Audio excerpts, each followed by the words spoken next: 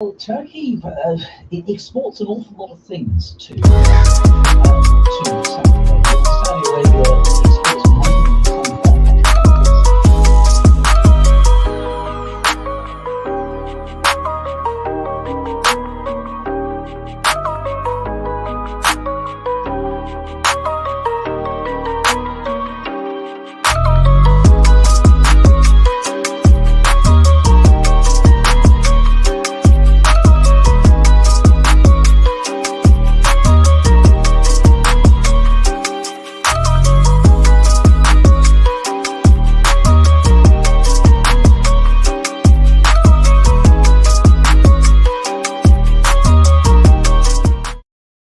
certainly Turkey is trying to be taken a lot. All right, Pinellas County. Hello, Esther Matthews, NAACP president for the St. Petersburg branch, 5130. I want to invite all of you out to meet our new superintendent, Kevin Hendricks. We're doing an education forum on June the 30th at Allendale Church, Allendale Methodist. And I want to invite you guys out to come and join us so that we can not only meet our new superintendent, but also meet some of the key administrative staff with the school board. Thank you, Esther. I'm looking forward to meeting with you and all of the community on June 30th at the Allendale United Methodist Church. It's going to be a great time.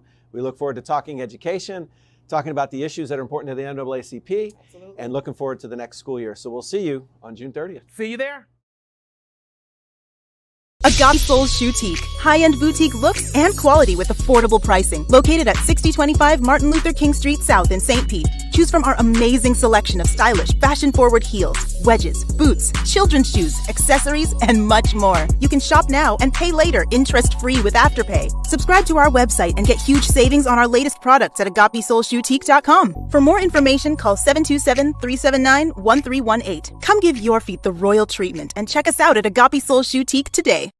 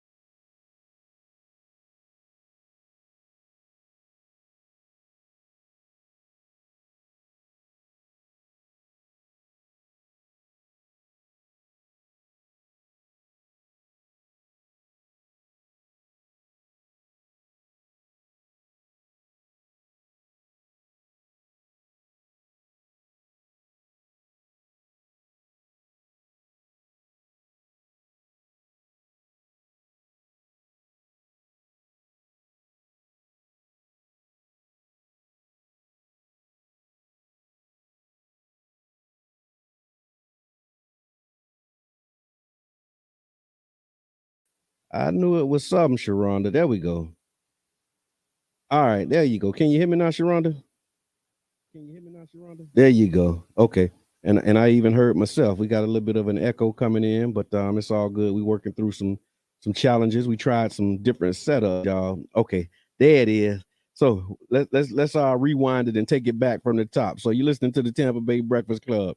And I'm your brother John, and the program is being brought to you as part of the New Image Project of the Community Development and Training Center, aka CDAT. And we would like to thank y'all for tuning in and helping us to redefine what's cool. Yeah, that was a big help. So the first nationally recognized celebration of Juneteenth, 95-year-old Opal Lee out of Fort Worth, Texas, is known as the grandmother of Juneteenth. Although she achieved her goal of making Juneteenth a federal holiday, she said that does not mean that the work is slowing down. It's an 85-year-old woman saying that, y'all. At age 85, she's saying that the work is not slowing down. She has no intention on stopping at all. And yeah, she like about that life, you know what I mean? And so what she said is that there's more work that needs to be done. And she said what she wants us to do is use Juneteenth as an opportunity to educate and heal and solve many of the socio-economic problems that disproportionately affect the Black community. And so, yeah, we definitely unite with that because we know that there's some debates, I guess we could call them, around whether or not Juneteenth actually led to our freedom and we really got our freedom from, that day. Even though we celebrate freedom, we know that, still was a long way to go before we are free. And in some ways, we still are not free. And so she said that she wants us to use this as an opportunity to educate, heal, and to solve many of the socioeconomic problems that disproportionately affect the Black community. And while we talking about her, I also would like to lift up the fact that we have locally, if she's the grandmother, then we definitely got to give a shout out to Jeannie Blue. I remember Jeannie Blue. She would be the mother of Juneteenth in St. Pete because I do remember going to like Camel Park and participating in those discussions and conversations about Juneteenth, and she would do Juneteenth celebrations and events and have the doom delay and all of them, out there and present at Juneteenth. And I remember participating in that for a number of years here in the city of St. Pete. And so shout out to Jeannie Blue, who could be considered the mother of Juneteenth here locally. Tweet, wake up. Dot, wake up. Tasha Lee, wake up. Nakia, wake up. Y'all get on up. Y'all been tagged. So get on out that bed and join the program. Also, when we talk about, just the things that have happened to get us to this point, Stephanie Wynn, you've been tagged. And the things that get us to this point, one of the things is the MLK. We can't overlook, the historic nature of MLK in the city of St. Petersburg and what it took to make that day a national holiday as well. Because, for a number of years, MLK was not recognized as a national holiday. And I remember we used to just buck, like we skipped school and you know what I mean? And we would just do our thing. Okay, that's what's up. Get your read on. Good morning, Tweet. I see you. That's what it is. Successful future. Shout out to you and the work that you're doing. But yeah, so it's just interesting that we had similar work to do when we talk about these federal holidays and making them holidays. We had to do the same thing with MLK Day, and there were a lot of states that were opposed to that. And then the work done to make sure that the celebrations take place really had like a come to Jesus moment back in like 2008. You know what I mean? I'm not 2018, when the city, really locked down the entire South Side as a part of their strategy for quote unquote keeping us safe for MLK. And the community spoke up in a real way, pushed back against that in a real way. And similar to the ways that the murder of George Floyd kind of sparked and amplified conversations about equity, justice, and systemic racism. Following that 2018 MLK incident, we began to lift up those issues of systemic and age-old policies and practices in the city of St. Pete that contributed to those equity gaps. And so shout out to those who did that work. Ryan, I see you, big bro. Appreciate you, man. You doing your thing too, bro. I really appreciate it. I'm really inspired by watching you in the way that you're moving, man. Back like you never left. And so but yeah, with that, highlighting that the results of the work that we did in 2018, 2019, following that, it resulted in no more over policing. There he is, the man with the plan. What's going on, Mr. Yes, sir. Yes, sir. And so the results it resulted in no more over policing, no more lockdowns on that day. It allowed we were able to guarantee our freedom of assembly on the historic parade route.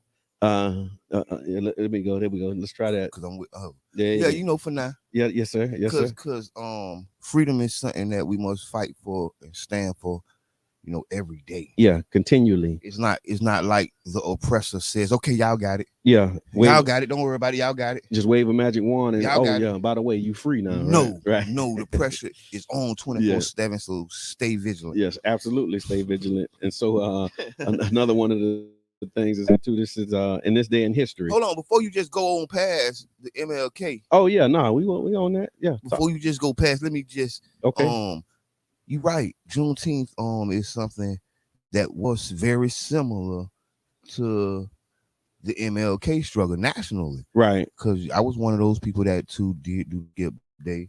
Yeah. Oh yeah, we used to skip school. Like we skipped school and did what we needed to do. It was a day. It was a day off for sure. Yeah, we made it a day. Like you know how they say it's a day off. A day on and a day on, and not a day off. No, it was a day off. We was off chilling. For sure. for sure. You better know it, man.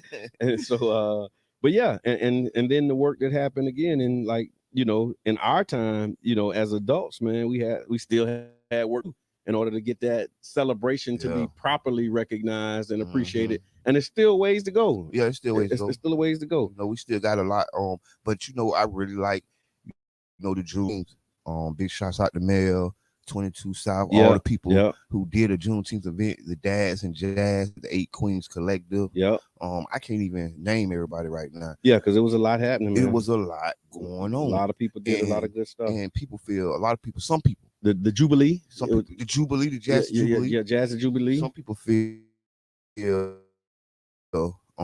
it's just like, but what I look at it as is economic development. Right. I look at it as people spending money doing commerce with each other. Right. And it's a special thing. Big shouts out to Chandra and Damien.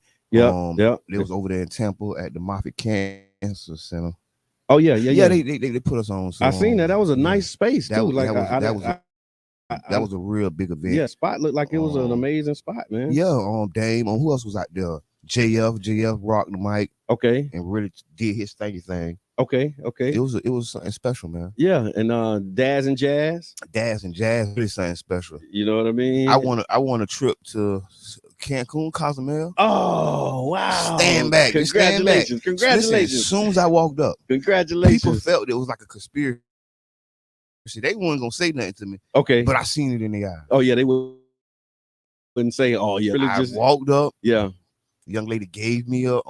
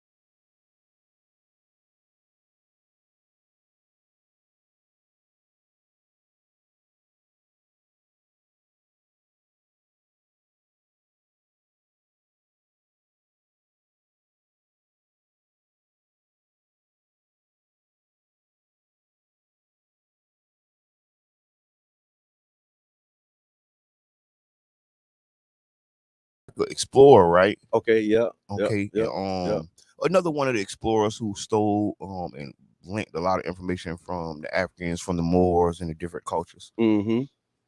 That's what they say. Yeah. It was a whole bunch of that. Yeah, that's what they say. That's what they say. And also some famous birthdays: Meryl Streep and Erin Brockovich.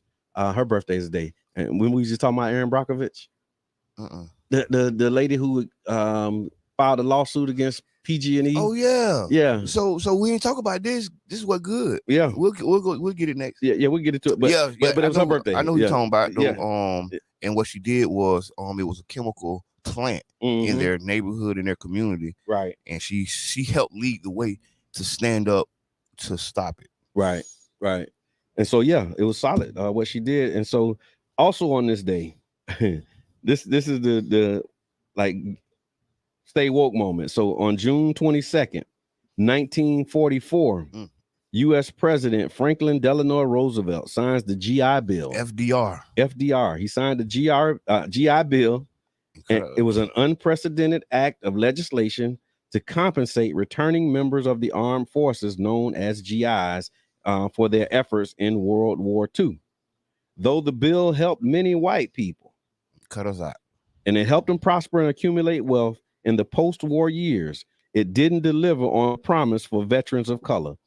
In fact, the wide disparity in the bill's implementation ended up helping drive growing wealth gaps in education. Oh, I got the blue screen over here. Okay. But you know that blue screen serious. But yeah, it helped, in fact, to drive the growing gaps in wealth, education, and civil rights between whites and blacks. Oh man, yeah. So the GI Bill. Yep. When they came back from World War II, that's correct. They started giving out home loans, school loans, and really they more or less grants. Yeah, they was giving out grants. They was giving out like paying for college, guaranteeing mortgages. Set them people up. They set them people up real nice. Yeah, so it's like government-backed mortgages. We gotta set our people up nice the same way. And so what happened though? What had happened was, while the GI Bill's language did not specifically exclude African American veterans from the benefits, it was structured in a way that ultimately shut the doors for 1.2 million black veterans who had bravely served their countries in segregated ranks. The implementation of it, huh? So it wasn't written in the language. What they ended up doing, it was like this one senator who basically, a racist dude. I think his name was Rankin. Where's from Alabama? Senator Rankin. I forget. I know about Rankin. Yeah, Rankin was. He did a lot. Yeah, he did a lot. Yeah. And this was another one of the things that he did, where he basically made them do it where it was up to the states to basically enforce it. Kind of like they did with desegregation, not desegregation, but doing Reconstruction. Right. How each state could not do what they want when the federal officers left. Yeah, that was the play. That was the play. So they still doing. That's still the same play. State control. Yeah. So they lean on states' rights, and what they were saying was it was fear of black advancement. Oh yeah, they got that in writing. They said that. Yeah, this is in the the historical note. It says when lawmakers would began drafting the bill in 1944, some Southern Democrats feared that returning black veterans would use public sympathy for veterans to advocate against Jim Crow laws. That's right. Right. We would. That's right. And to make sure that the GI Bill largely benefited white people, the Southern Democrats drew on tactics they had previously used to ensure that the New Deal helped as few black people as possible. Wow. Roosevelt signed he signed the law on June 22nd, weeks after D-Day began, and it ushered in these sweeping benefits for veterans, including college tuition, low-cost home loans, and unemployment insurance. But from the start, the bill's benefits was all jacked up. Some could not access the benefits because they had not been given an honorable discharge. What they call the rollout. The rollout. Yeah, the rollout. They always mess the rollout up. You got to watch them on the rollout. You got to watch them. We know about the rollout. We know about that rollout game. They got their rollout game solid, boy. Been part of a couple of rollouts, and it don't happen well. No. You can plan. You think it can be planned better. But nah, it didn't happen how it was supposed to. And so they said a large number of black veterans were discharged dishonorably more than their white counterparts. It said veterans who did qualify could not find facilities that delivered on the bill's promise. Black veterans in vocational training programs at segregated high schools were unable to participate in the activities related to plumbing, electricity, and printing because adequate equipment was only available to white students. Simple intimidation kept others from enjoying the GI Bill benefits. In 1947, for example, a crowd hurled rocks at black veterans as they moved into a Chicago housing development. Thousands of black veterans were attacked in the years following World War II, and some were singled out and lynched. The GI Bill ended in 1956. And see, and I heard you say, it's throwing rocks at the veterans and stuff. That's what made them boys click up and start them gangs. Yeah, because they was into protecting themselves, and they was stronger in numbers. Right, like we all feel still to this day. We are stronger in numbers. Absolutely. So that's why it's a real strong plan to divide us and break us up. But so yeah, because you know how that goes. When we get together, we change stuff. We really do. You know what I'm saying? Went from throwing rocks at us to us running y'all down the road. Hold on, let me do this. It was a shift and a change, because honestly, I think the people understood that we were stronger together. I don't think we were so individualized, right? And so now we so hyper individualized. It's you and what you doing. Don't worry, I ain't worrying about it. We good over here, right? And that real deal. I don't know if it's selfish. It is selfish, but yeah.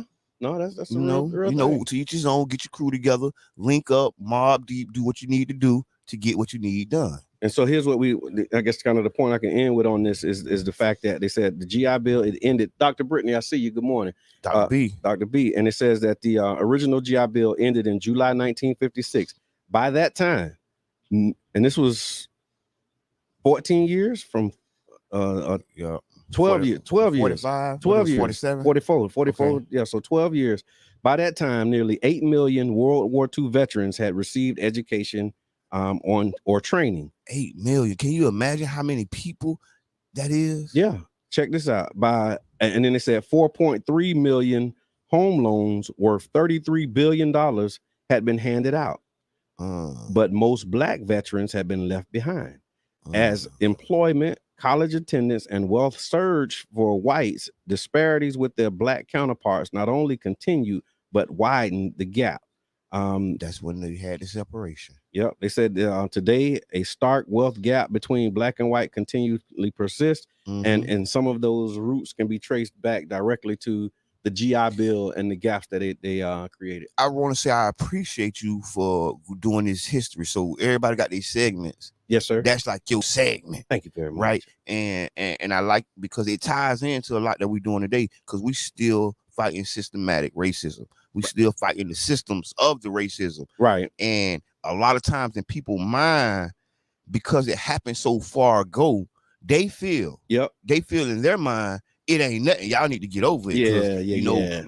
I pulled myself up out my bootstraps. Ain't nobody give me nothing. Ain't nobody give my daddy nothing. No, woo. Won't you get over it? But in the reality, 9 times out of 10, they were giving something. Yeah, and this is showing home loans. Yeah, they were giving homestead business land loans, grants. Yeah, and when that same grab was going on, certain people of color were left out. Yeah, systematically though. Yeah, it ain't even just like no, it was intentional. Yeah. Oh yeah, and they like block bills. It was in the history I ain't block bills, but they was talking about how they filibustered and how they was holding proxy votes, and they was doing all kind of tricks and conspiracies to really make sure that these benefits and these services didn't make it to black people. Oh man, and it's still going on today, man. We still inside of that same system, right? Absolutely. Because those disparities still are so prevalent, right? Banks and stuff are partnering with HBCUs, historically black colleges, right, to help, what they call educate people, to help close the wealth gap. But the problem is, y'all got to cut us some loans, right? Banks, right? We got to get some loan guarantees, government, right? Because that was the process that was done to put us behind. Yeah, we didn't just wake up in the ghetto. No, They designed it, and they looked at the map and said, okay, this is where the ghetto gonna be. This is where the ghetto gonna be, right here by the factory. Yep. Right here by the warehouses. Yep. Right here by the industry that's dumping stuff in the water. It's no surprise that because it was intentionally done. Yeah. The loans were only given to people in that neighborhood. Right. And if you wanted to get, and that's what it said. It was like another story when we talked about the GI Bill of a black GI in Levittown. I think, you know, when they built that Levittown development in New York, and it was like this huge development, and him and his wife went to try and get a place in Levittown. They said, no, this white only. And it was deed restricted. Yeah. You know what I mean? And they still got deed restricted right now. I mean, oh yeah, I ain't gonna even talk about the deed restrictions going on right now. Yeah, but it's a little more pervasive. It's a little more sneaky. Yeah. And the problem is, just because it's more sneaky doesn't mean it's not still alive. Right. In our policies and practices. Absolutely. Like, you know, and so, you know, change don't happen overnight, but honestly, change can happen overnight. We just have to be just as intentional as they were when they wrote the law, when they wrote the bill. Right. They were so intentional to catch us in that dragnet, and we got to be just as intentional to get us out of it. Absolutely, man. I appreciate you saying that. And so yeah, that was on June 22nd, 1944. This day in history. All right, so it's hurricane season. Watch it. Yep. So hurricane season, the Atlantic hurricane season runs from June 1st to November 30th, and the areas covered are the Atlantic Ocean, the Gulf of Mexico, and the Caribbean Sea. They're saying that last year, of course, was an active season. They're predicting that this year it'll be 14 to 21 named storms, and they're saying maybe 3 to 6 major hurricanes. Hey, so you know, when I be making my estimates and I be saying, oh, this is like 1 to 30. Yeah. You see what they just did? 14 to 21. 14 to 21. So we got such a room. Yeah, that's like 7. They got margin of error. Yeah. And then I get trouble every time. Wait a minute, hold on. Yeah, because your margin be real big though. You like big margins. Yeah. That's what we buy. Yeah, we buy big margins. So you'll say, yeah, how many you think gonna be there? Yeah, anywhere between 2 and 50. It's like, okay, can you narrow it down? Okay, yeah, you're like, what are you saying right now? Okay, maybe 15 to 75. So, but yeah, the math worked. But we want to know, are you prepared? I'm gonna get prepared. Okay. Big shouts out to Charles Paul, Brother John, leading the ship. There's gonna be a giveaway of hurricane supplies. Yep. This is maybe the 5th or 6th year. Third. Probably go.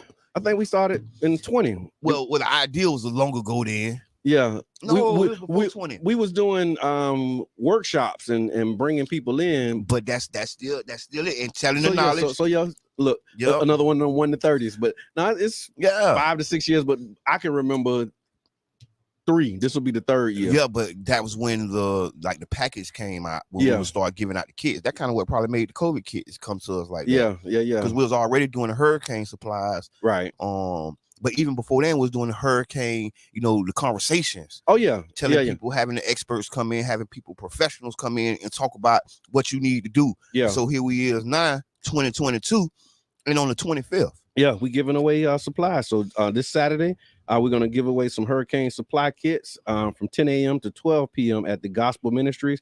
That's 4030 15th Avenue. Y'all come through. Gospel Ministries, man. Yeah. I want to give a big shout out to Brother John and Charles Park Neighborhood Association, Florida Rising, the foundation. I mean, anybody and everybody who helping us do this, because it's Live Free really came through. Live Free. It's really not just us, right? Yeah. So, and we say we a lot, but really it's like so many different people involved. Yeah, with that because we because we don't play no games. Yeah, we don't play no games. Still we, but it's just a bigger we. When we say we, it's not just me and Mr. Edmond. And it's not we for French. We. Yeah. We. Not that we. No. Yeah. It's really like the 25th. This weekend, hurricane supplies. What's in the bag? That's what people want to know. So yeah, we got some stuff in the bag. I need one. Yeah, we got to slide me one to the side. Get there on time. Get there on time. See, this how I be for real. Get there on time. You get there on time. You're guaranteed to get yours. And I can appreciate that. Yes, sir. Just like the regular person. See, we ain't get no favoritism going on. Yeah, because I gotta be there to get my bag. Because you got people lined up. I know. I respect it too, and they gonna have theirs. Slide through. No.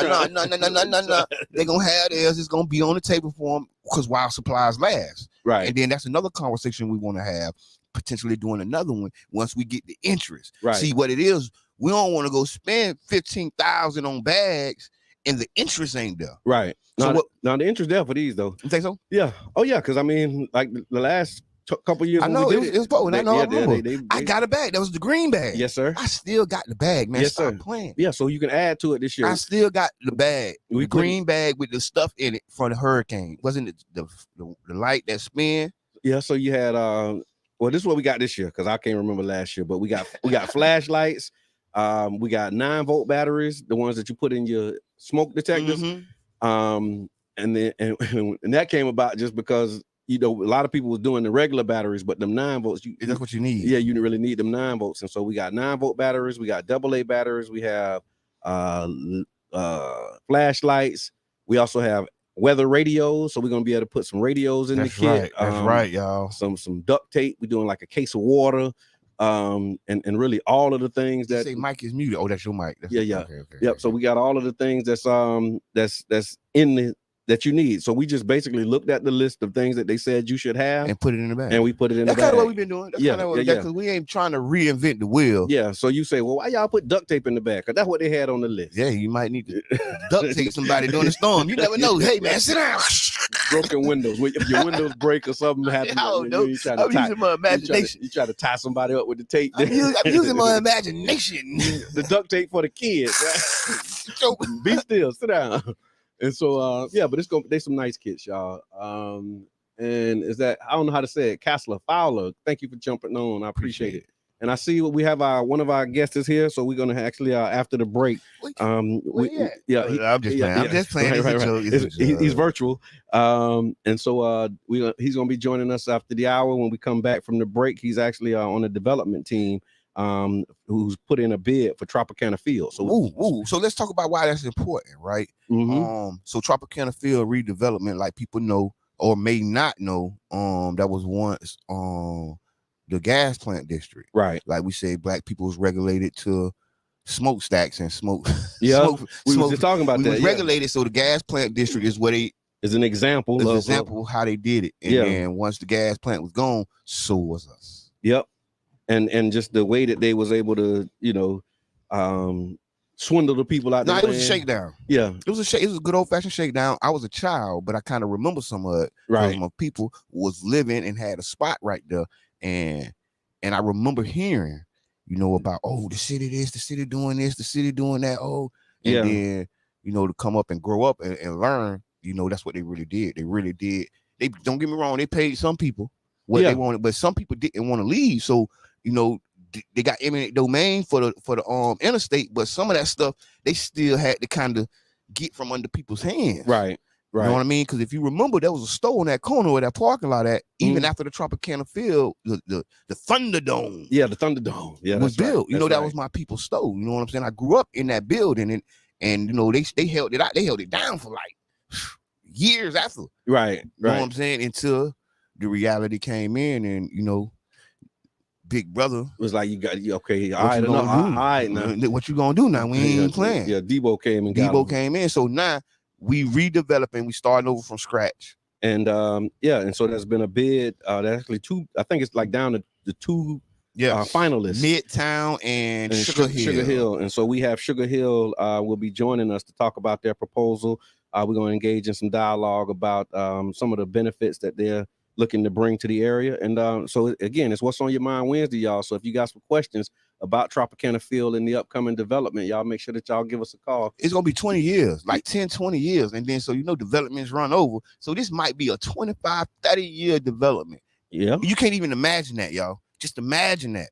Yeah. You know what I'm saying? Let's say they break ground in 2025, and they're not going to be done until 2045, 2055. Yeah. So we got to understand like what's going to be our position in this, right? And that's so very important because I might not be a contractor right now. Right? I got some time to get my contractor's license. There you go. And then bid on one of those contracts. There you have it. I mean, in theory, because it's going to be such a long time. My son ain't got his license. Son, go get your license. Right. You know what I'm saying? Yeah, that's generational. It's generational. Yeah. It's going to be 30 years, 20 years. Yeah. Well, that's just me. Yeah, yeah. That's a Jabbar fact. Yeah. But I be close. Yeah, I don't be off. Yeah, you don't. That's why they Jabbar facts, right? That's why it's a real thing. It ain't that it's wrong. It's just it's something you need to double click on. Pull a string. Go check it out and make sure.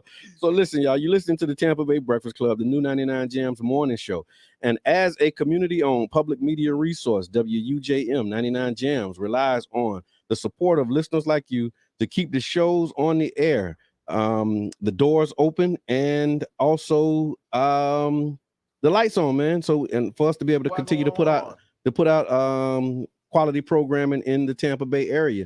And so we like to ask that you please consider making a donation to the show by becoming a show sponsor. You can actually do that by going to 99jamstheberg.com. Click on that donate button and be able to support the Tampa Bay Breakfast Club and the work that we're doing. So please make sure that you do that. Yeah, but we do have somebody that spot is for. And so so y'all support the program, man. And like we say, this program is being brought to you as part of the New Image Project. And see that. Yep, and the New Image help us redefine what's cool. And the New Image is an acronym. It's information, media, arts, graphics, and entertainment. And that's what we all about, y'all. Putting out this new information, new media, new graphics, and new entertainment. And so you can support that. You can go to the See That Center website, seethatcenter.org, and you'll be able to support the New Image Project also. How about now? Okay, I can hear you. You sound good. Okay. Yeah, you can't just be doing that like on the radio. My bad. Because I was gonna say something about the New Image Project. Okay, you got it. Big shots out to Cranston Cumberbatch on the Juneteenth Black Excellence Cinema Experience. Okay. At the factory went down Monday. Right.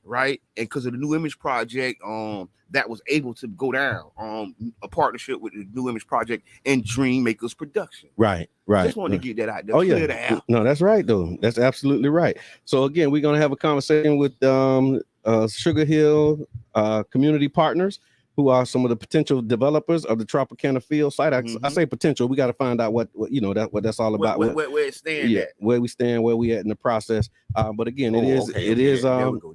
It is what's on your mind Wednesday. And so if you want to call, you feel free to chime in, lock in that number 727-637-2416. What we're going to do is we're going to cut away for a real quick break, hear a little bit of headline news from Democracy Now! And then when we come back, we're going to get into the conversation, y'all. So y'all stick around for it. You're listening to the Tampa Bay Breakfast Club right here on WUJM, St. Petersburg. The Saudi Crown Prince visits Turkey, the first visit since the murder of Saudi journalist Kamal Khashoggi in Ankara. Plus sports and business news coming up too. That's after the latest world news.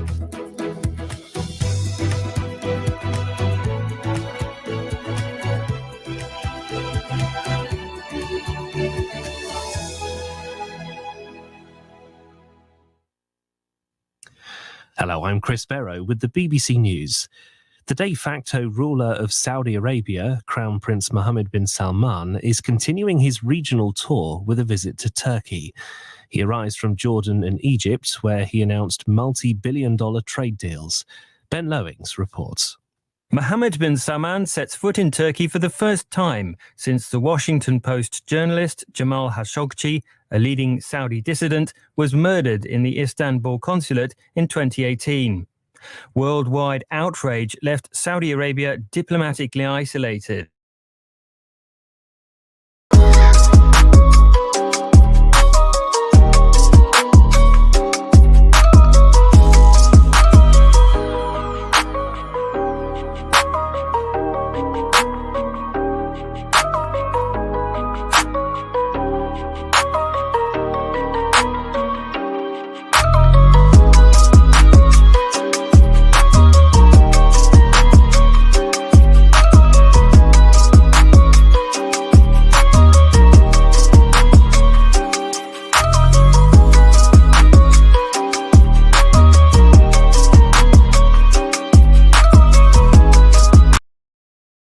Pinellas County. Hello, Esther Matthews, NAACP President for the St. Petersburg branch, 5130. I want to invite all of you out to meet our new superintendent, Kevin Hendricks. We're doing an education forum on June the 30th at Allendale Church, Allendale Methodist. And I want to invite you guys out to come and join us so that we can not only meet our new superintendent, but also meet some of the key administrative staff with the school board. Thank you, Esther. I'm looking forward to meeting with you and all of the community on June 30th at the Allendale United Methodist Church. It's going to be a great time.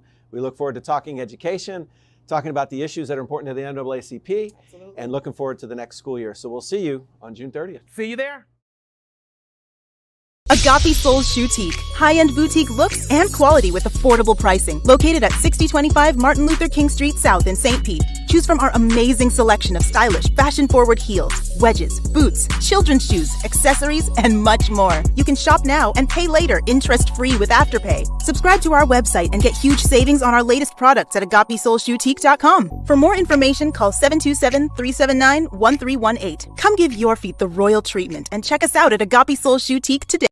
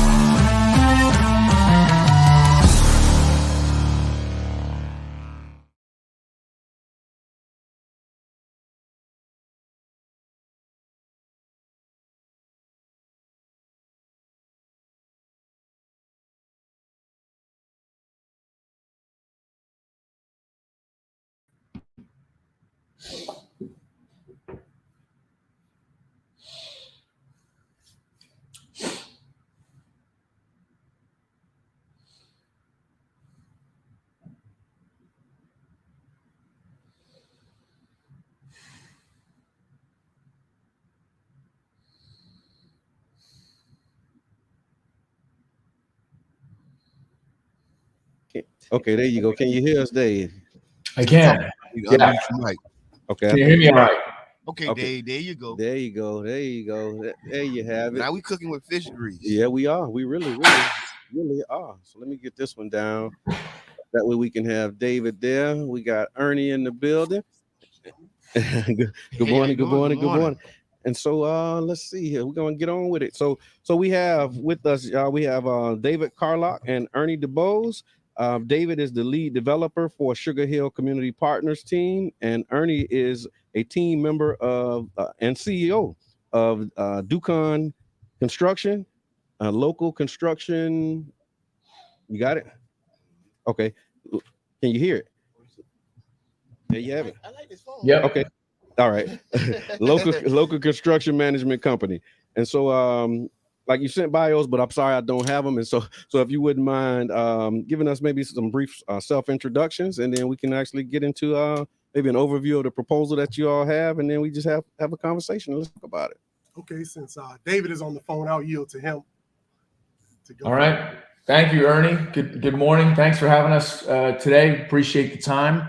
Always glad to talk about what's happening at the Trop or what could happen at the Trop. A little bit about me. I was, originally a Disney guy. So I spent a lot of time up the road in Orlando working on things like hotel projects and Disney Springs and so forth.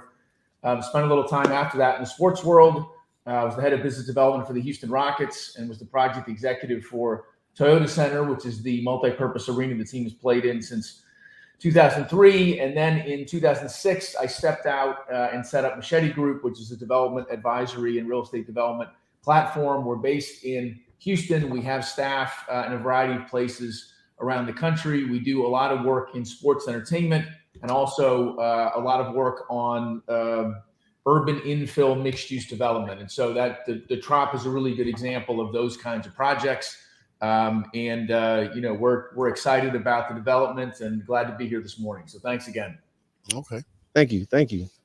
All right. And next up, Ernie. A little bit about myself. Originally born in Tampa, grew up mainly Sarasota, Bradenton, Port Charlotte, between those three areas. Went to University of Florida where I played football, majored in construction.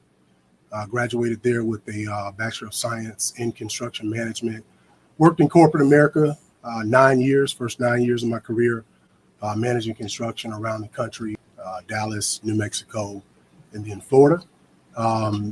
Decided to start a construction company. I don't know what I was thinking at the time, but back in 2007, founded Ducon, kind of as a side business, really to start trying to grow it before I eventually would go full time at it and invest in the business. So we've been going at it officially since 2007, but really as a true business entity about the last 6 years, growing the company and investing in it and putting the resources. So we have an office in Ybor City and an office in Sarasota. We do jobs, projects, anything from, I don't say zero because we need to make at least $1, but but anything, no project is too small if it's the right client. But we specialize in K-12 work, multifamily, municipal work, city, county, etc. Don't do residential really, unless it's a family member or a client that needs something. But yeah, we service the state of Florida now. We got our first project in Miami that's about to start in the next couple months. And then but we primarily are based here in the Tampa Bay area. Awesome. That's our stronghold. Awesome. And developers actually get a bad rap in a lot of the spaces that we've been in lately, just because of the way that they operate. And so, David, if you could say to us, what is a developer and how does a developer profit? And in a way that you can explain it to a fifth grader, like what is a developer? How do you make money? And put it in fifth grade language for us. Sure. So at a high level, what a developer does is you start with either a land, so dirt, or potentially an existing building that you might decide to redevelop or reuse in some way. So that might be a variety of different kinds of assets. You might build an apartment building, you might build affordable housing, you might build an office, you might build a community center. Those are all potential uses, is the way to think about it. And the way that a developer creates value are really two ways. So you receive a fee from the investors in the project to develop the project, to actually bring it online. That fee essentially covers your expenses. So when you develop a project, you have a staff that oversees design and construction. The fee covers the cost for that staff. And then if the project is successful, the developer will receive a portion of the profits at some point down the line. That's usually 4 to who knows how long, many years down the road. But it's a deferred benefit that you receive if the project goes well.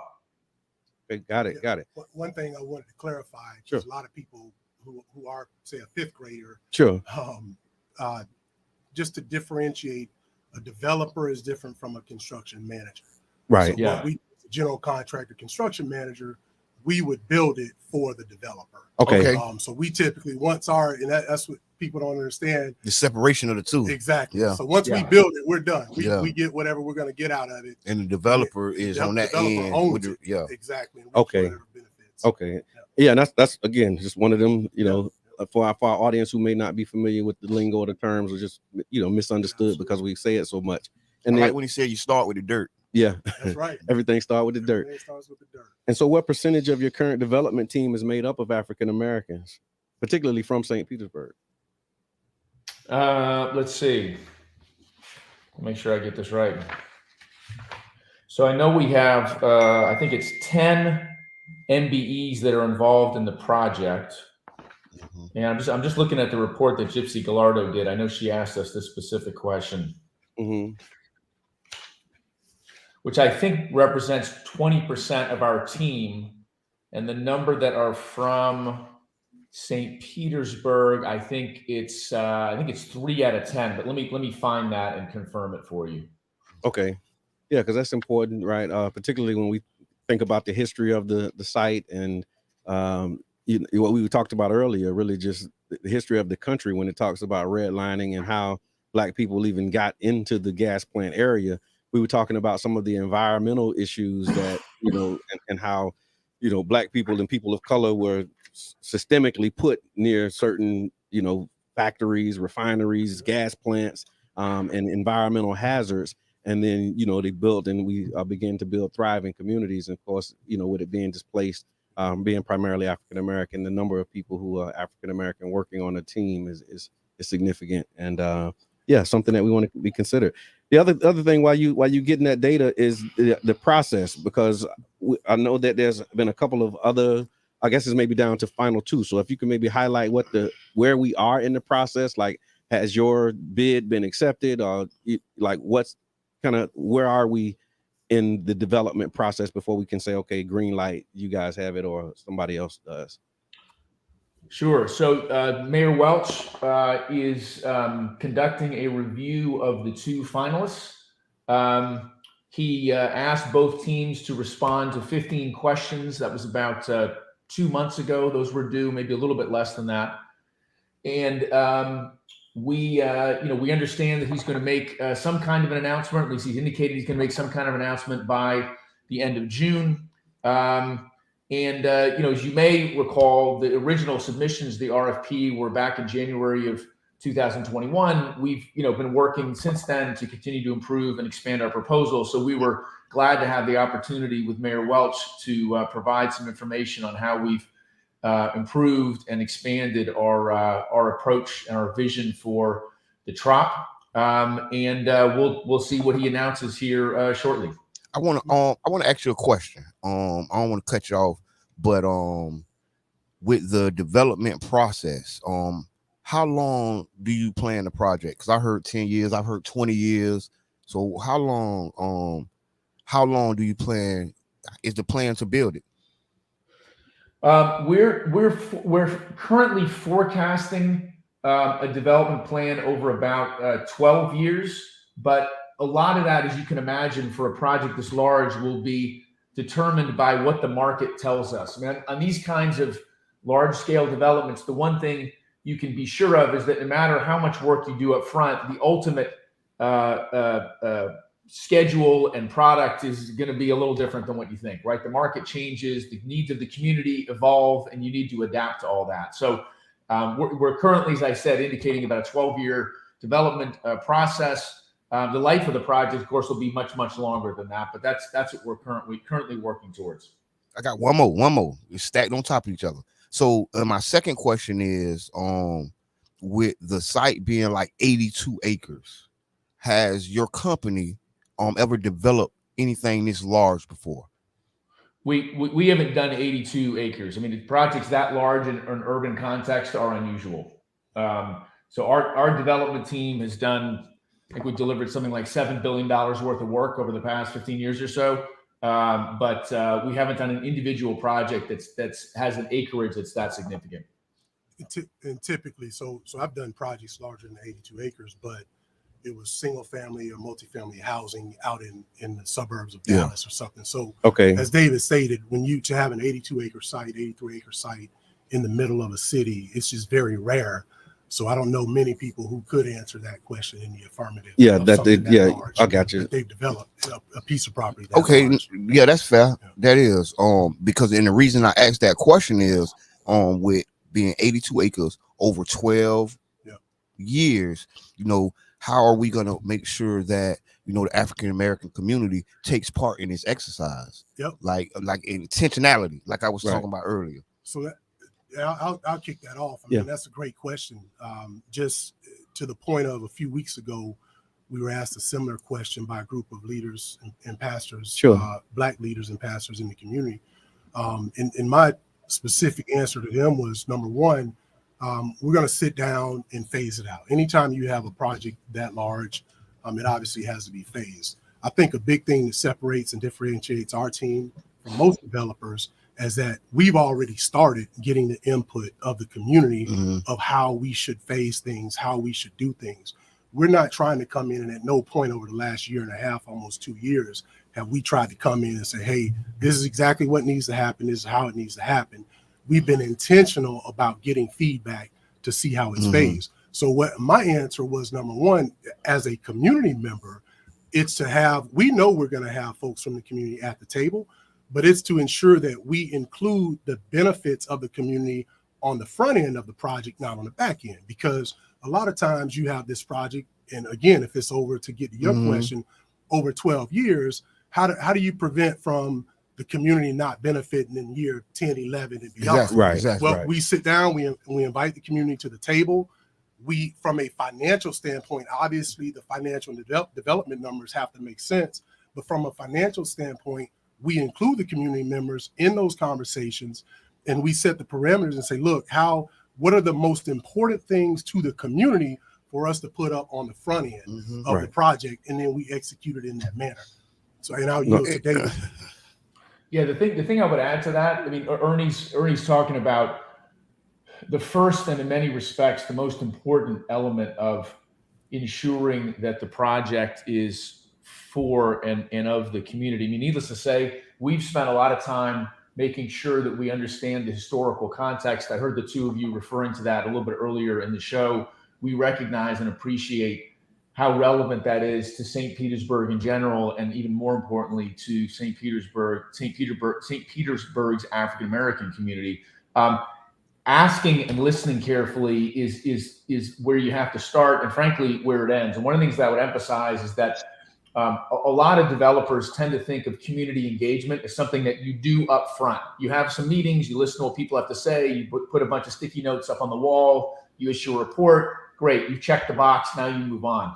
That's not the way we approach these kinds of projects. Community engagement is a journey, not a destination, right? That conversation needs to begin at the very inception of the project. It needs to continue all the way through. Now, the nature of the community engagement may evolve based on where you are in the project, what the needs of the community are, but that dialogue needs to be consistent. The related piece there is the way that we approach community benefits. So we have a comprehensive plan. It includes things like affordable and workforce housing. It includes support for local MBEs, workforce development, support for the arts, urban farming. There's a fairly long list. The key here is transparency and accountability. So again, a lot of projects start out with good intentions, right? And somewhere along the way, the process goes a little bit sideways. The community or the developer or the city may lose track of what those commitments are.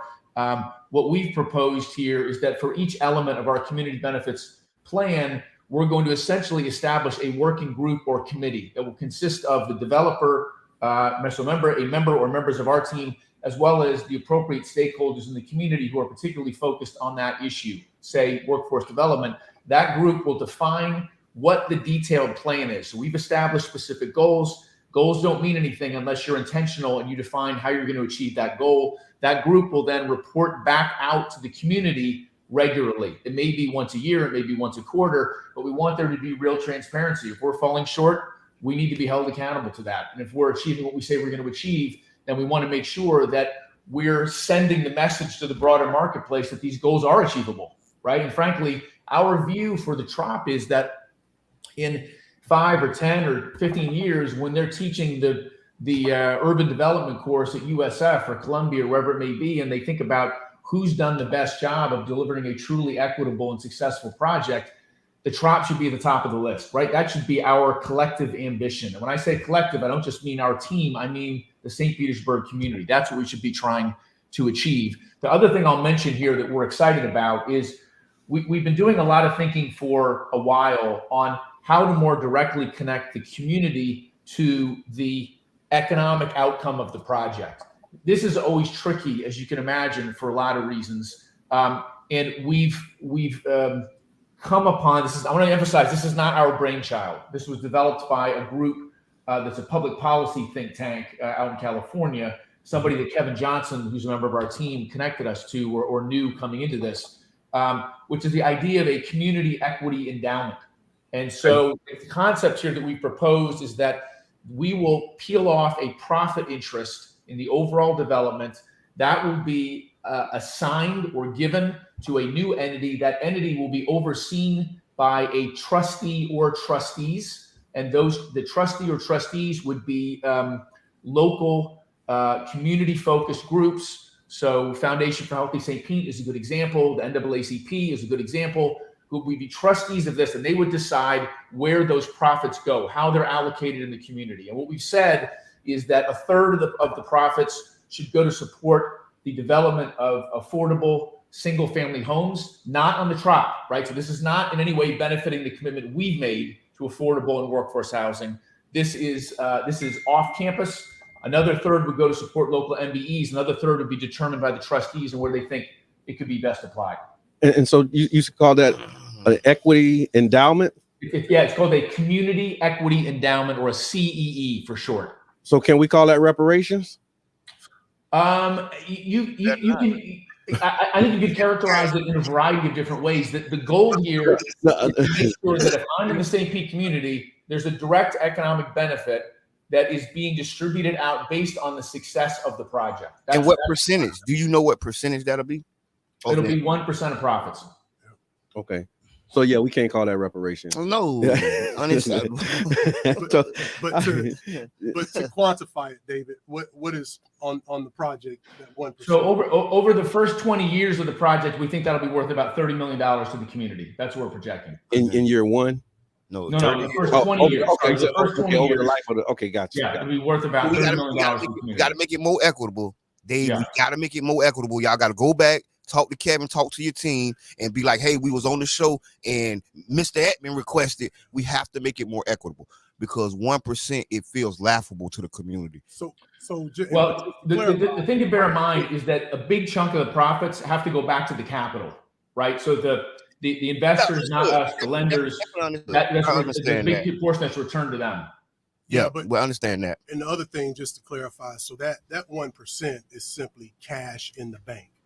The other community benefits and uplifting will be from the programs to grow businesses, will be from the mentorship, starting businesses, growing businesses, providing jobs, ownership, and all that within the community. So it's much more. The total benefit is and what I want to say is, we do something that is nationally known. Like you say, you go to Columbia and they talk about equity, they're going to talk about the Tropicana site. Yeah. So we want to make sure that the next deal, right, that goes through, like, ain't 1%.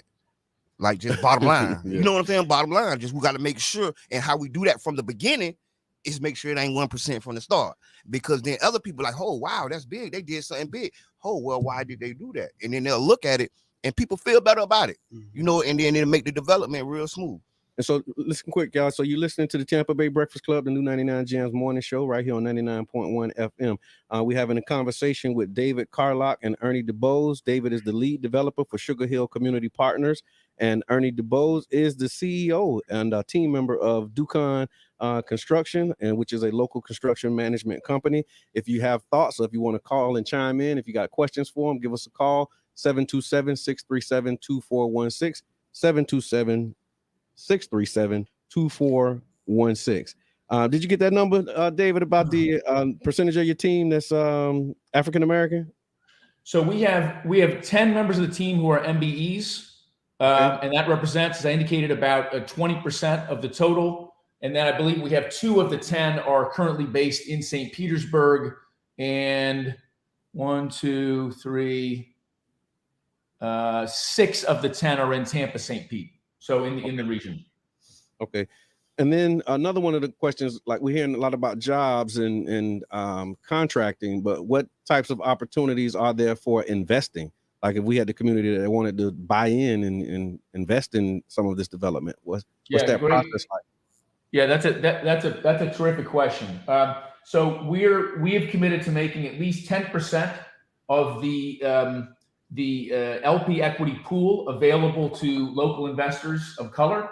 The good news there is that if we were having this conversation 10 years ago, that would be limited to accredited investors, which means that you have a certain annual income or net worth. It's a test to ensure that you don't have an unsophisticated investor who's potentially being taken advantage of on a project. There's been legislation passed since then, which has set up a new model that allows for anybody to invest in a project like this, and they're allowed to put in investments as low as $500.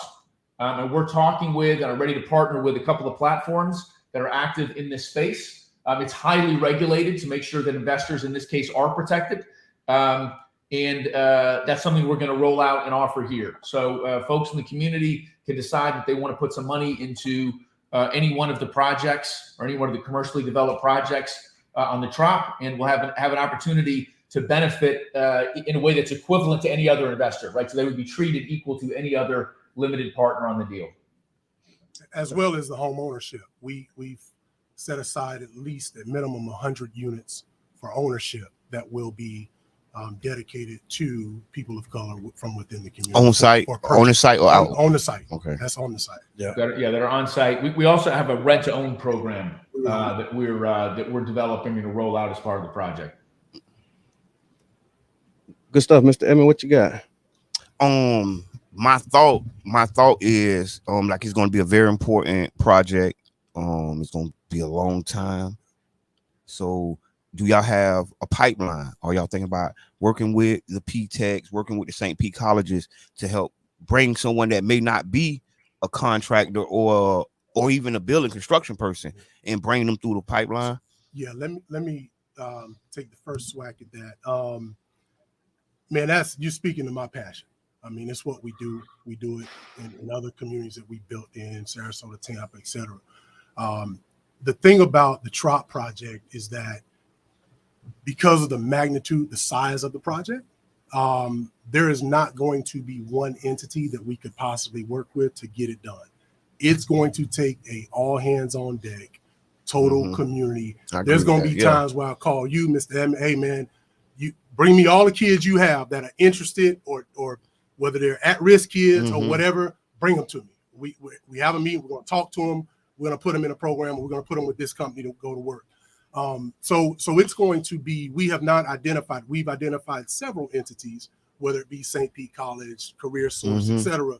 But there's not going to be one entity that we can work with because of the amount of help. I definitely. The percentages we've said at 15% of the jobs minimum for within South St. Pete. It's going to take a lot. 20+% MBE. We don't currently have those. Yeah, that's what I say. I know. It's going to take. We have to grow businesses. We have to basically recruit. We have to start at the elementary school, middle school, high schools, recruit young people to come into the field in order for us to get this done. And again, that's my passion.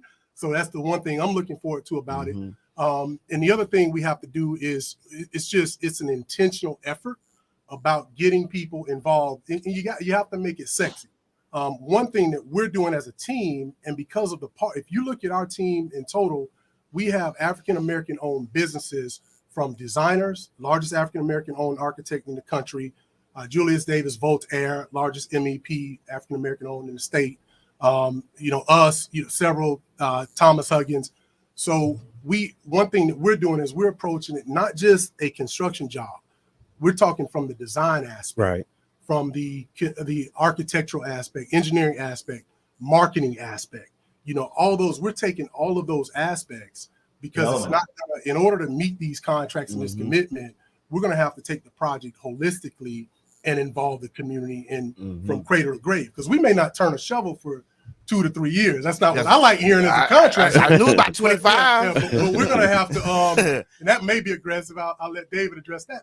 But seriously, we're going to have to get people involved early in those preliminary aspects of the project to help to meet those goals and to help keep the energy and the vision going. And so you guys plan was to put the Tropicana Stadium on the MLK side by the U-Haul place. I mean, I'm just trying to figure out which plan was y'all. Y'all was the one. That's a good question. We had proposed putting the baseball stadium, if the Rays stay, on the northeast corner of the site. We understand the Rays may have a preference for the southeast corner. Either of those are would certainly work for us. But that's at a high level what we've been planning. Wow. So 3 years. Wow. So it's gonna be big. So I definitely appreciate y'all because I like knowing that there is a plan to reach those goals, because those goals are like what we call aggressive, not aggressive, but optimistic. They're aggressive based on the capacity. Because you just don't have, we don't currently, I don't know too many cities besides maybe Atlanta, DC, chocolate cities that have that many businesses, that many people looking for careers in what we're doing. So again, it's all hands on deck.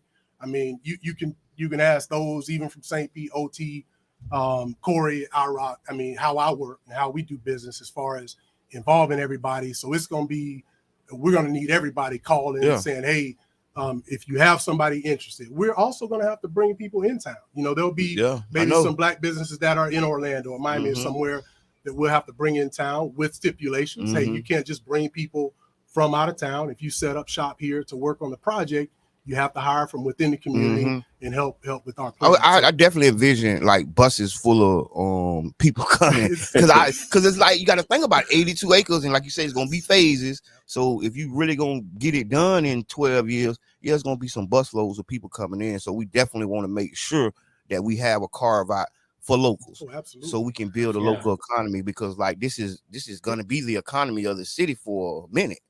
Right. And it'll be led by locals. So absolutely. This says. One thing I want to expand on is that I know Jabbar used the word pipeline, and I think that's really important.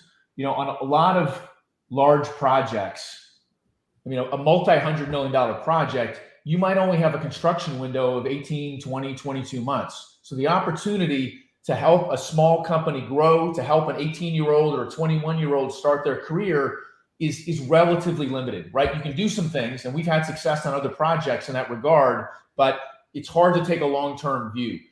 What's exciting about the Trop is that because of the duration of the project, so, you know, as Ernie mentioned, there might be 2 or 3 years of site prep and enabling work, and then 12, who knows, maybe 15 years, maybe longer of development, is that you can take a small company and help them grow in a really meaningful way over that time frame. So Ernie talked about growing capacity. Hitting our goals in terms of MBE inclusion required that we grow capacity.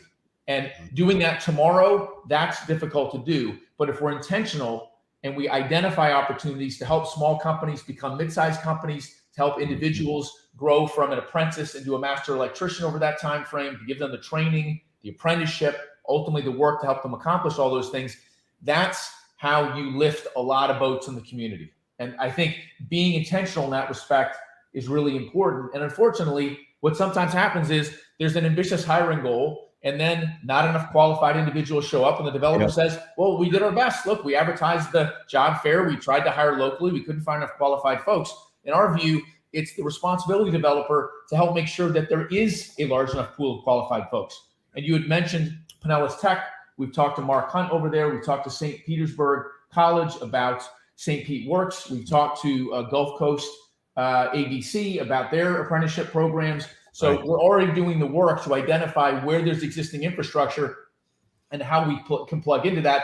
We've also committed $2 million to establishing a dedicated vocational academy, right? To make sure that we have an environment where we can teach folks who may be an 18-year-old, they may be someone who was incarcerated looking for a fresh start, and maybe somebody who's just looking for a new career at some point in their job trajectory, to get the kind of skills training and engagement they need to be ready to successfully apply for and then perform all the work that's going to be available. And as Ernie said, it's not just construction trades. Those are going to be a lot of the jobs, but it's across the whole team. So it's architects, it's engineers, it's developers like what we do. That's all part of our commitment. Okay. That sounds. I mean, I got so many questions, y'all. Y'all ain't ready. No, we have, y'all ain't ready. I'm telling you. Let's do this. Let's talk about housing, because housing is, you know, a very big issue. Like, we're in a state of emergency, undeclared, but emergency nonetheless in the city of St. Petersburg. And so when we look at this project and the opportunity to create housing, would you talk a little bit about what the mix of housing will be, and what phase can we expect to see some housing available and online as a part of this development? Sure. Yeah. So we've our plan. We have two different plans. So you alluded a minute ago to the Rays Stadium. We were required under the RFP, which makes a lot of sense given the uncertainty about what may happen with the team, to provide one plan that includes a stadium for the Rays, a second plan that assumes the Rays end up somewhere else, Tampa or what have you. So depending on which plan, we have between 4,800 and 6,300 total residential units. So fewer units with the stadium, because the stadium takes up a fairly significant amount of acreage, and then more without the stadium. What we've committed to is that 50% of those units will be workforce and affordable, and that of that, about 50% will be affordable. So the mix between the two is, 30 to 80% AMI is about 25%, and then 80% to 120% is about another 20. Actually, it's a little bit less. It's actually more like It's actually more like 30-20, right? They're sort of more affordable than workforce. But in rough terms, that's what we're proposing. Let me emphasize, does that completely solve the problem in St. Pete? No, there's a bigger challenge that relates to affordable housing, but that's a significant step, we believe, in the right direction. David, can you kind of define AMI? Because a lot of people don't. Oh, yeah, that's a good point. Thank you. So AMI refers to average median income. So you look at the local data on how much the average household is earning in that particular area. So we're looking specifically at this part of St. Pete. And it's a measure of affordability such that for someone who's making 30% of AMI means you're making 30% of average median income. And at 30%, we're delivering housing that's affordable to someone who's at that income level, if that makes sense. So it's scaling the offering so that we have something for a broad spectrum of incomes available at the project. Go ahead, Ernie. You had someone. No, I was just going to say, so, you know, if the AMI in St. Pete, I think right now is about 60,000. And so if you're at 30% AMI, then that would mean roughly 18,000. They would base your income off of an $18,000 a year. And then your rent would be 30% of your income. So right. When those units are set aside, if it's at 30%, then it's based on someone who makes 18,000, roughly just on this equation, about $18,000 a month, and your rent would be about 30% of that 18,000 per year. So that made me come up with a new question. I should be writing my questions down. So like, how are you going to do that, right? Because I kind of understand development and this stuff a little bit, right? And so, like, because I know you got to have luxury, ultra luxury, and then boo, boo, boo, boo. So, like, how are you going to do that? David, I'll let you break down the mix, how you mix market rate and affordable in order for the math. I mean, just so I got it right, is the question, how do you finance that? Or yes, how do you make it work? So with affordable housing, there are a number of existing programs, primarily tax credit models, financing that we can tap into to help support affordable housing. Again, that's at sort of 80% and below for the AMI measure.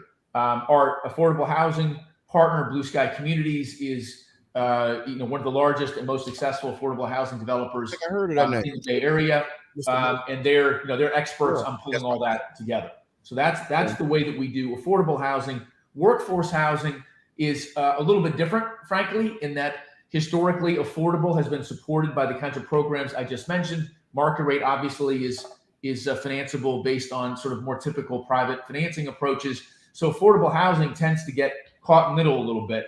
And one of the things that we figured out is how important that is. Affordable is, or workforce, tends to be housing for, this is teachers and nurses and firefighters and other emergency responders, people who need to live in the inner core, need to have something that makes sense. We've been doing a lot of work on some new financing models and some partners who have community-oriented impact funds. So Goldman Sachs, which is a very large bank, has a community investment fund.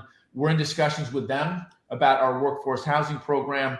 They've been supportive. We have some other partners who are essentially looking to deliver that benefit in partnership with a developer like us to a community. There are also some newer and more efficient construction methodologies that are helping us drive down costs there. So workforce is a combination of approaches. It's being smarter and more efficient and taking advantage of some interesting opportunities on the financing side. It's also being smarter and more efficient in terms of how we design and deliver that kind of product. And so that kind of gives me a question too, just so thinking about process and how this stuff works. And really in the context of knowing that this was a historically Black area, we've been having conversations. So the city has done a disparity study that highlighted, the disparities in contract and procurement.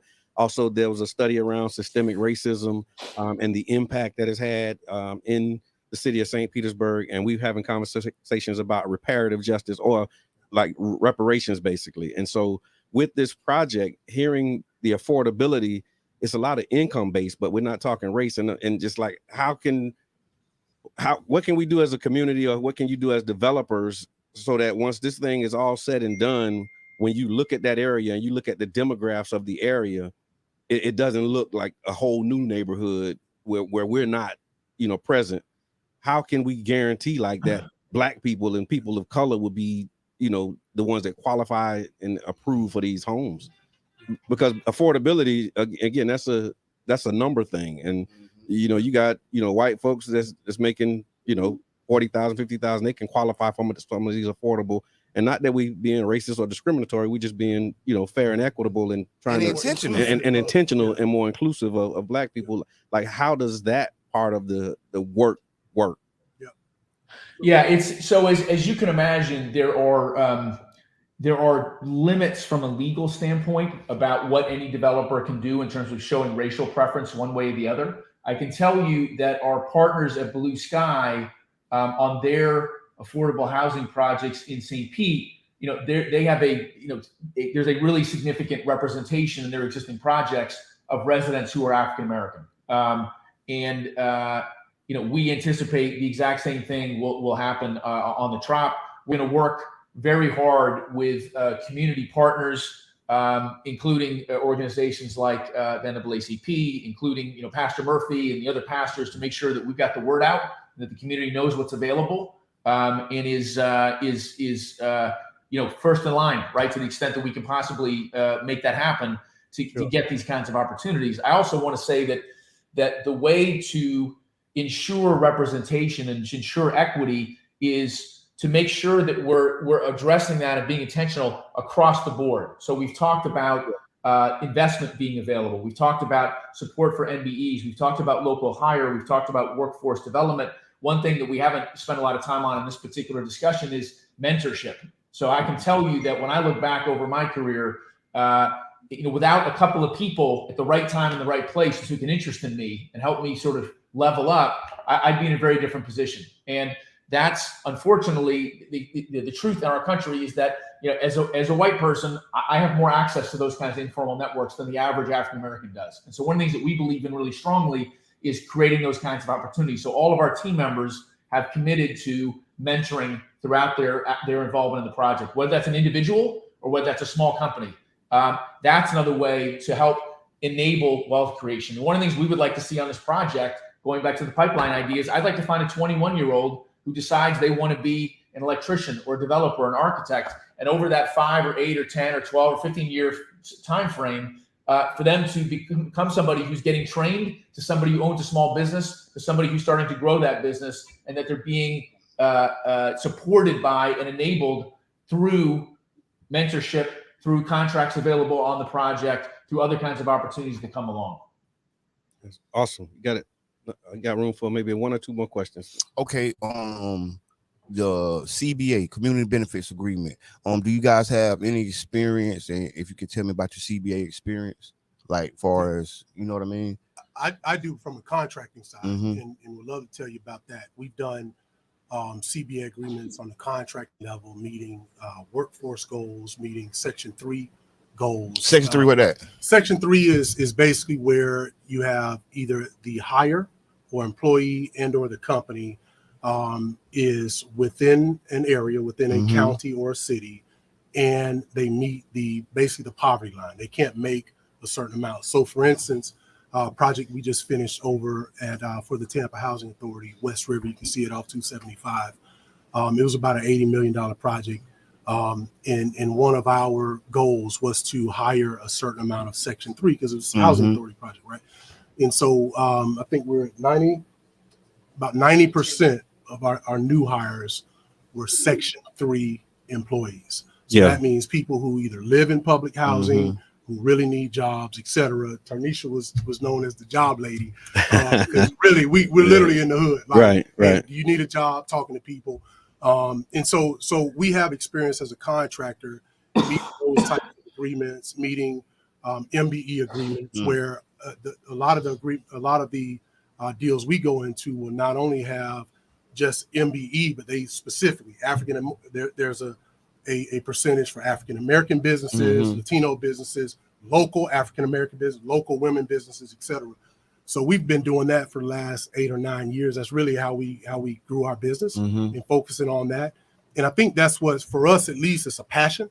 it's a passion for us to have partners throughout the state who are constantly thanking us and, hey, we appreciate the opportunity, et cetera, of us growing businesses. There are so many businesses that we've helped start or grow through those community benefit agreements that very often speak on our behalf. So it's become a passion and a niche for us to execute. And then also we've done community benefit agreements by zip code, where we've had a community say, look, on a project, we want a certain amount of people, certain percentage of the people working on the job within this specific zip code. And we've even done that successfully. So we have, from the contracting side, we've got a lot of 8-9 years experience in that. No doubt. Yeah, well, I'll add to that very briefly. I mean, from a development standpoint, we're very familiar with community benefit agreements. A lot of the projects that we've worked on have been some form of public-private partnership, which almost always incorporate a significant community element. So we're familiar with a lot of these aspects. The one thing I'll throw out there just quickly as a resource for your listeners is that Gypsy Gallardo, who I'm sure you know, in fact, I know you know, who's very active in the community, has published out a report through her Power Broker magazine that looks at the community benefits plan that we propose. And so if anybody is interested in getting into the details, I know that's available on her website. Awesome. And so if there was maybe just some final thoughts, or just things that we need to keep our eyes out for, and or just anything that you'd like to say to the community in the time we have left, we would like to create space for you to do that now. So from my standpoint, we're all in, we're committed. And David, as far as when you guys asked what part of the process we're in, David gave the great professional answer. My answer is, man, we're in the fight. We want the project. It's important to us. We think we're the best team for it. We think we have the best people on our team for it. And we're all in on it. We're totally committed. So I would just like to put out there that if anybody has any questions for us directly, particularly as it relates to workforce, MBE, construction industry, et cetera, you can contact us directly. My email address is edubose@ducon.us, edubose@ducon.us. That's my personal email address. So if anybody has any questions for me and our commitment or need any help with anything or looking for opportunities currently, what I tell people is I don't have to wait for the Trop. We're currently looking. We have projects going on now throughout the region. We're currently looking for people. Nice. We're currently helping people. So just contact me and my company. No doubt. David. Yeah, Ernie, that was as always. The lesson here is not to let Ernie go first. He's a hard act to follow. I want to echo everything that he said. This can and should be a transformative project for St. Petersburg. Yes. And I mean that in every positive respect. And when you talk about real estate development, one thing is developing a half a block or a block, right? That's typical real estate development. You're talking about 86 acres. That's neighborhood development, right? And there are a lot of wonderful things that should come along with neighborhood development. And that's what used to be here, right? We're named Sugar Hill because we wanted to honor one of the African-American neighborhoods that existed. Right.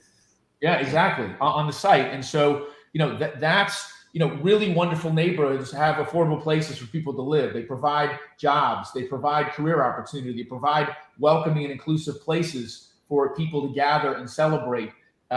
They provide support for the arts. There is a long list of things that neighborhoods should do, right? And we think one of the most important ways to honor the legacy of the gas plant in Peppertown and Sugar Hill is to deliver on the essence of what those communities offered to their residents, and to do that in a forward-looking way that benefits the community. And just to emphasize what Ernie said, we're always available to talk to anybody who wants to talk to us. Gypsy asked me a couple of weeks ago, how many individual meetings have you had with leaders, community leaders, business leaders in St. Pete? And we went back and counted them all up. It's at least 150, right? And so, I'll do the same. So my email is david.carlock, CARLOCK, @Machete Group, MACHETE Group.com. Anybody who wants to talk to us, we are available. We want to hear from folks who have concerns, who have hopes, who have dreams, who have all kinds of questions. The best way we're going to get the most positive outcome here is with real community engagement and connection. And I think we started off on that, and it's a fitting place, I think, to wrap up as well. Awesome. Well, again, we want to thank you all for reaching out. Thank you for coming through, and the information that you shared was valuable. We got a lot to think with. Again, if you want to reach them, the emails have been placed in the chat. We'll also place them on the page as well. So for those who might have missed the earlier part of the conversation, you can go back and hear it. The replay will be live on the Tampa Bay Breakfast Club Facebook page. We'll also be sharing it on the CDAT page, and so there'll be multiple ways that you can get it. I think the Weekly Challenger also has some conversations that you had, some Zoom links, and some deep dive questions about the mix of affordable housing, and you've answered questions from community members about the culture of the site, and that information is also available through the Weekly Challenger. I'm talking about community benefits lineups on the Power Broker website, your expertise and research on the ideal mixes for ratios on affordable housing.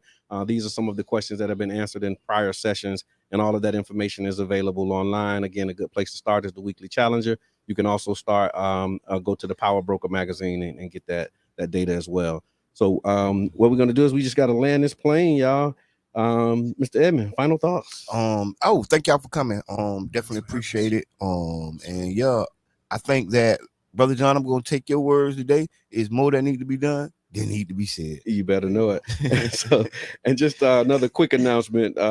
This Friday, we're starting Friday Night Done Right. That's right. And so Friday night, year 6. Yeah, year 6 of Friday Night Done Right. It's our annual summer pool party for youth. Free admission to the Child's Park Pool. Y'all come by every Friday, starting this Friday up until August the 5th. Food will be provided, a lot of resources and information. I think Tonio's coming with the Barbershop Book Club. Yeah. We're going to do Flick and Float, I think July 15th. So every Friday is going to be lit. So y'all come by there from 7 p.m. to 9.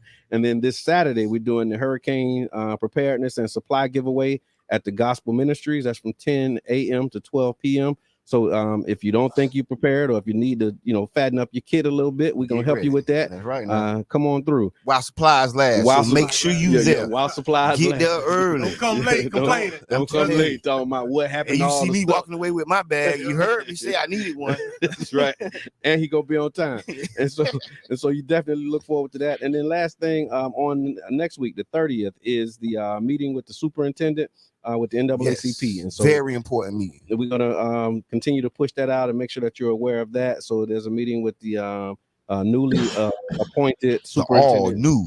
The all new superintendent of Pinellas County Schools will be joining us for a conversation about vision, mission, and direction of the district. And so come bring your questions, and let's get that good feedback, y'all. So again, we want to thank y'all for tuning in to the Tampa Bay Breakfast Club. I'm your brother John. I'm the one and only Mr. Edmond. And you're listening to us live right here on WUJM, St. Petersburg.